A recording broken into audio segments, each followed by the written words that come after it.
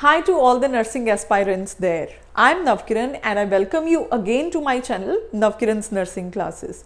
Friends, today's topic is very special and a lot of students are confused between the differences of placenta previa and abruptio placenta. So I have decided to make a video on this topic so that by the end of this topic you will be very clear on the differences between abruptio placenta and placenta previa. And also this is one of the most important topic that could be a part of your upcoming entrance exam, be it exam for the licensure of RN or RPN or any other nursing entrance exam. So let us start today's video.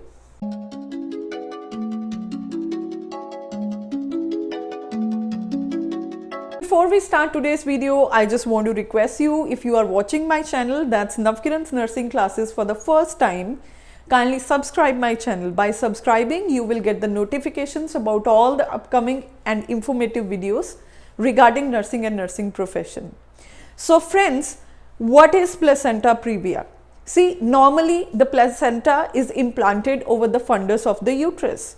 But when it is not implanted over the upper segment of the uterus, rather than it is implanted on the lower segment of the uterus, this is called as placenta previa, especially around the internal cervical os.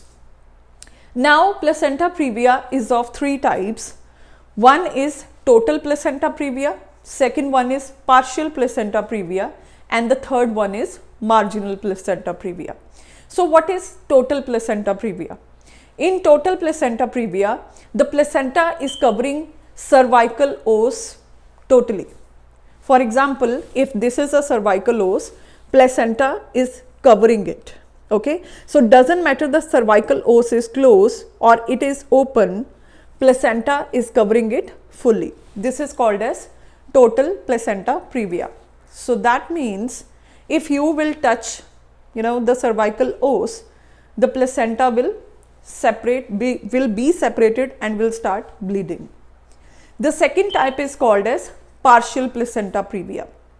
In this, the placenta is located within the 3 cm of cervical os, internal cervical os.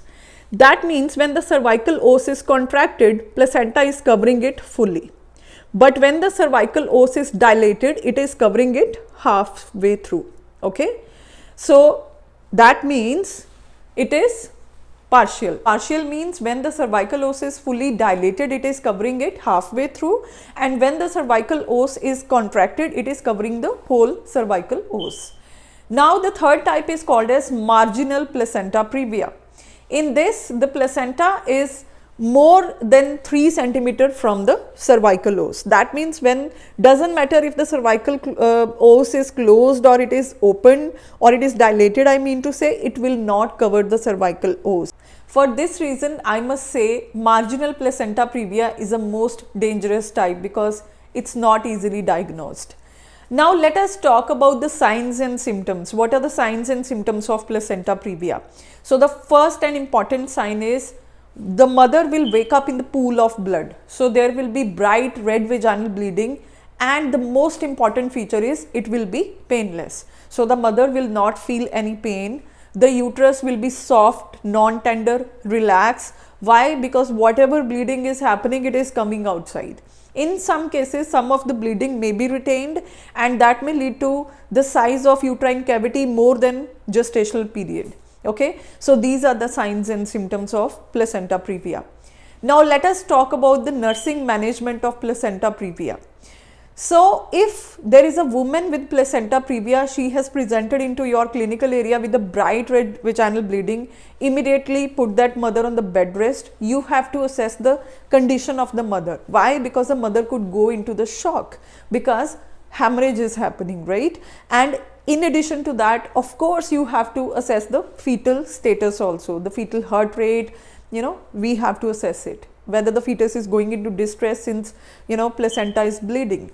And then in addition to that, maternal vital signs continuously, because vital signs and urine output is one of the major reflection of whether your patient is going into shock. Then we will arrange ultrasound so that diagnosis could be made.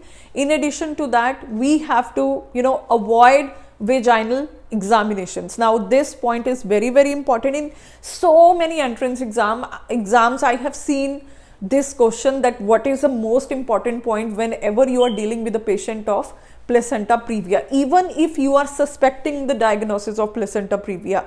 And in the case of unknown vaginal bleeding, you know, in pregnancy, you should never ever conduct per vaginal examination, or never even to insert vaginal speculum.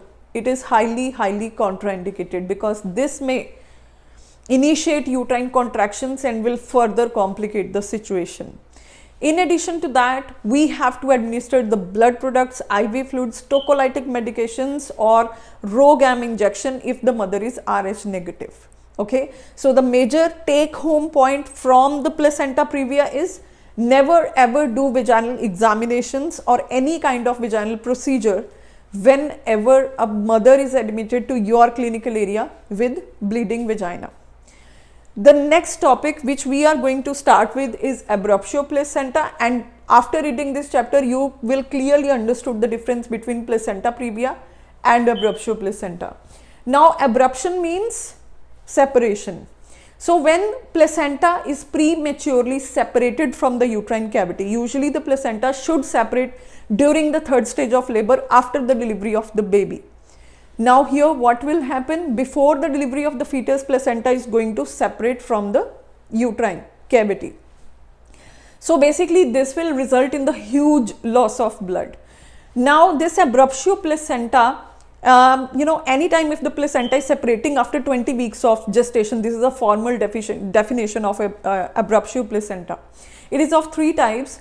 One is a revealed abruptio placenta, second is a concealed abruptio placenta, and third one is a mixed abruptio placenta.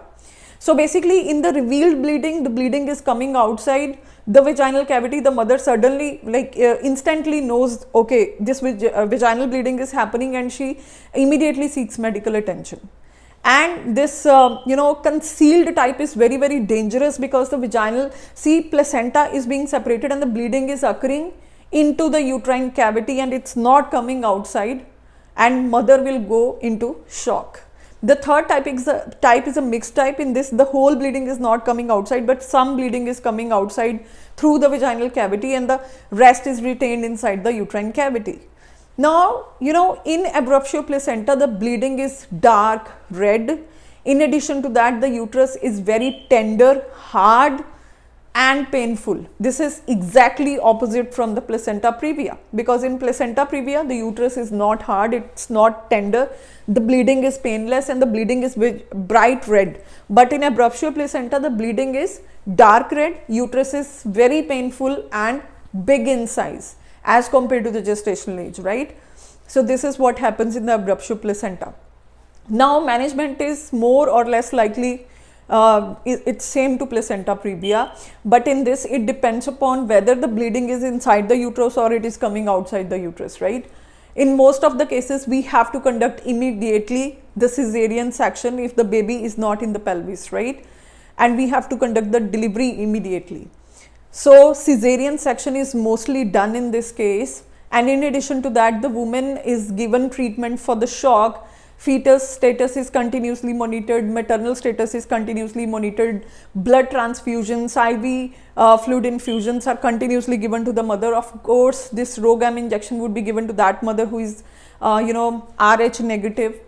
And, you know, all these things, what does they indicate? They indicate the big difference between placenta previa and abruptio placentae. Again, to tell you, if you do not know why vaginal bleeding is happening, vaginal examinations are strictly contraindicated because they may initiate uterine activity and will further aggravate the condition. So, take home message is there is a difference between placenta previa and abruptio placenta. Do not confuse the two conditions in your entrance exam. Okay, bright red vaginal bleeding, dark red vaginal bleeding. Uterus soft and non-tender or relaxed, uterus very, very tender, hard, more than gestational period. Okay, and vaginal bleeding will definitely occur in placenta previa. In any case, it will come outside, but in abruptio placenta, it might not come outside in every case. Now, this is the difference, and I hope you like this video. For this kind of informative videos, kindly subscribe to our channel, and that's Navkiran's Nursing Classes. I'll see you in the next video. Thank you. Take care.